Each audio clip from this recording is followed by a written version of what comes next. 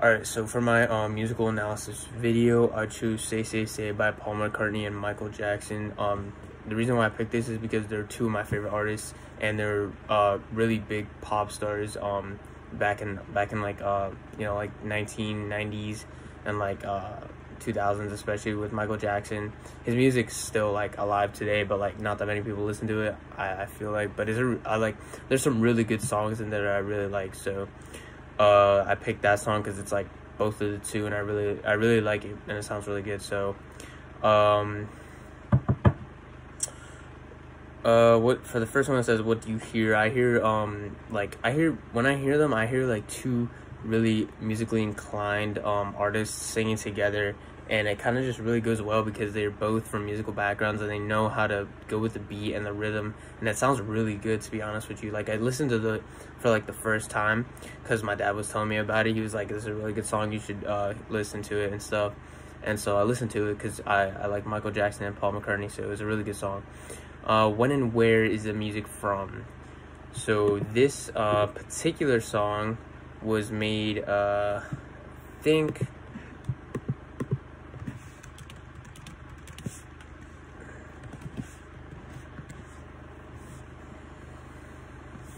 was released in 1983. So yeah.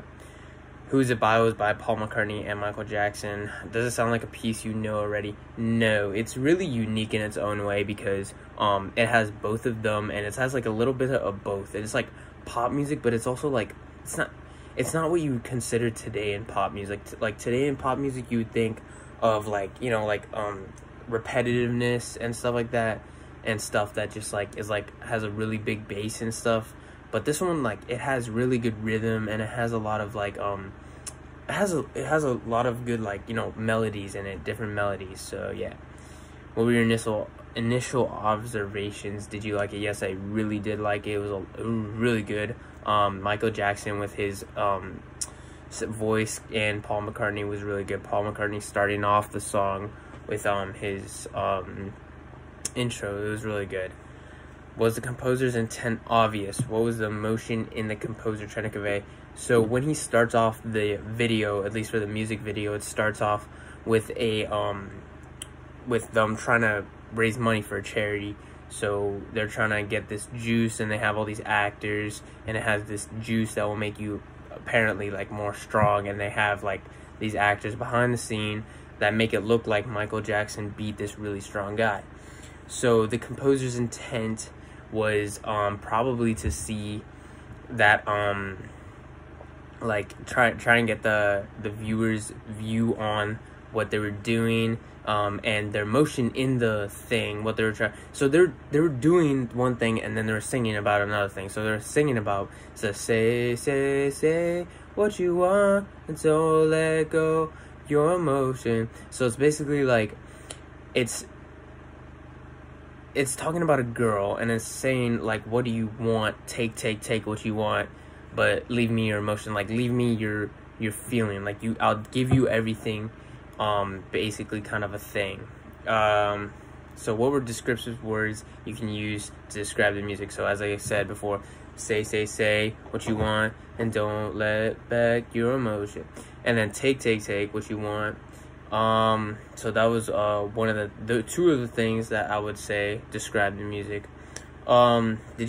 Did having a background information enhance? Yes, it did.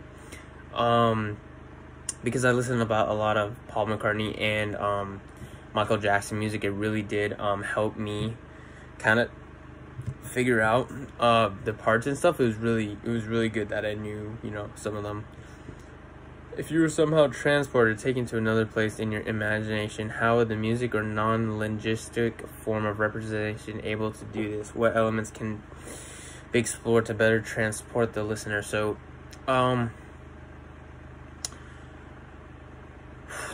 when I listen to this song, I don't really get transported anywhere. I mean, I guess if I were to be somehow transported, I guess I would just be there with them in the music video, probably the driver or something, because they have them and they're collecting all the money, and then they what do you call it?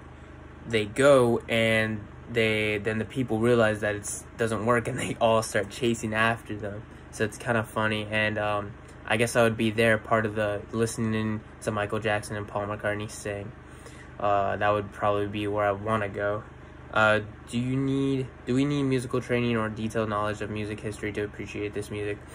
I feel like you do, because nowadays, pop music is like really, it's not really music. Like, I mean, rap and stuff like that, it's not really music. It's just a bunch of words over a big beat. So technically, rap isn't really music. It's just, you know, a bunch of words over a beat, like, you know, and then you start rambling words. So it's not really music. So I think you would actually really need a detailed knowledge of past history of music to understand and appreciate this type of music that I was talking about, because it's really different than today's music. So yeah. Which type of music training or music history is more relevant to better appreciate this piece of music? Which type of music training or music history is more relevant to better appreciate the piece of this music? I would say back, if you go back and to listen to some more of Paul McCartney's songs, or, you know, the Beatles, like I Love You, yeah, yeah, yeah, and then Strawberry Fields Forever, and some of Michael Jackson songs like Billie Jean, you know, the Smooth Criminal, Man in the Mirror. I'd say that if you wanted to get a better kind of history on them, then I would go and watch their other videos that they posted. How did the way you were listening to this unfamiliar piece differ to how... Okay, so when I listened to this piece, it was unfamiliar. I listened to it once because I kind of just had to, like, get it into my brain to what I was, like, talking about, you know what I mean? So it wasn't... I would say that their voices was very... Well, I mean, obviously they're similar, but then... But, like, I would say that it was... I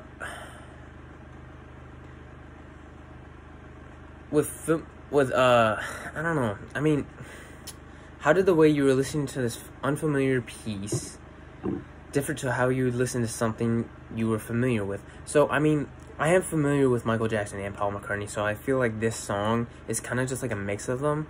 So, when I heard it for the first time, I was like, oh man, this is great. Like, this is awesome. I wouldn't really think that it wasn't... Once I listened to it the first time, it wasn't really an unfamiliar piece to me. It was kind of just something that was like, wow, this is really good, this is awesome. Two of my favorite artists are combined, making a really good you know, song. Secondary analysis. Key. What was the key signature in this song? Does the key change? Okay, so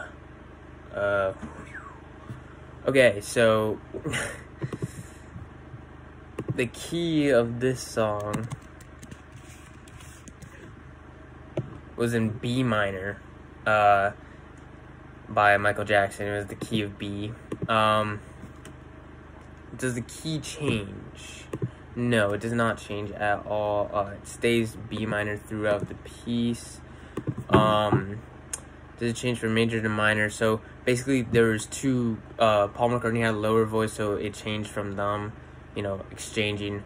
Melody. Describe the melody. Which voice of instrument? Okay, so I would say the melody was really, it was really good. You know, counter melody was Michael Jackson. The secondary melody, so it was like, say, say, say what you wanna, don't let go, action.